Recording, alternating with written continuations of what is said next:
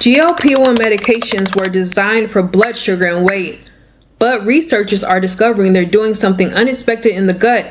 And if you're dealing with digestive issues along with your weight management journey, this is worth understanding. Hey everyone, welcome back to Bariatric and GLP-1 Support by Real Talk Nutrition. My name is Tradena and I'm a registered dietitian nutritionist and a developmental psychologist. Today we're talking about the gut and specifically what GLP-1 medications are doing beyond what they are originally designed for. As a dietitian, gut health is something I care deeply about, and it's also one of the most common things people struggle with both before and after weight loss interventions. So when research started showing that GLP-1 receptor agonists have significant effects on gut function and microbiome health, I paid attention. Let's start with what we know.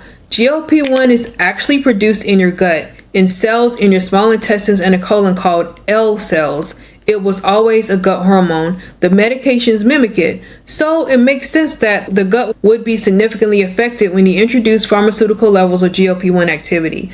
The effect that most people notice immediately is slowed gastric emptying. Your stomach empties more slowly, which is partly how these medications create satiety. But this also has downstream effects on how your intestines process food, on bile flow, and on the microbes living in your gut. Emerging research is finding that GLP-1 medications may actually shift the gut microbiome composition in beneficial ways by increasing the abundance of certain bacteria associated with better metabolic health.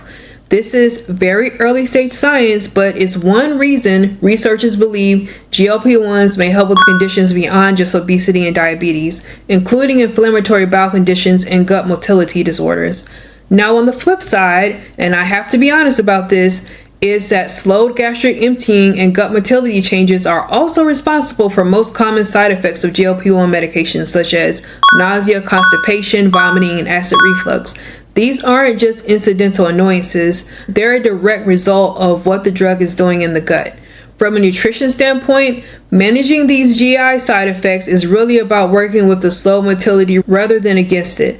That means smaller, more frequent meals, foods that are easier to digest, adequate hydration, which is often missed, and paying attention to fiber intake, which needs to be calibrated carefully. Too much too fast can worsen symptoms.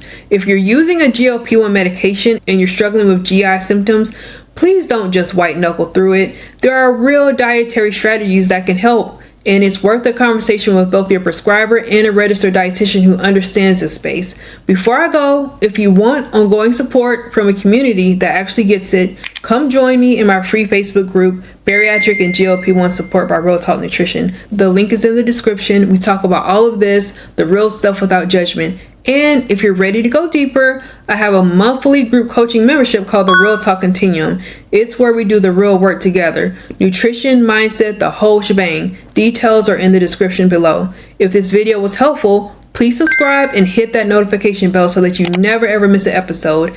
I post new content on a regular basis and I don't want you to miss it. Until next time, goodbye.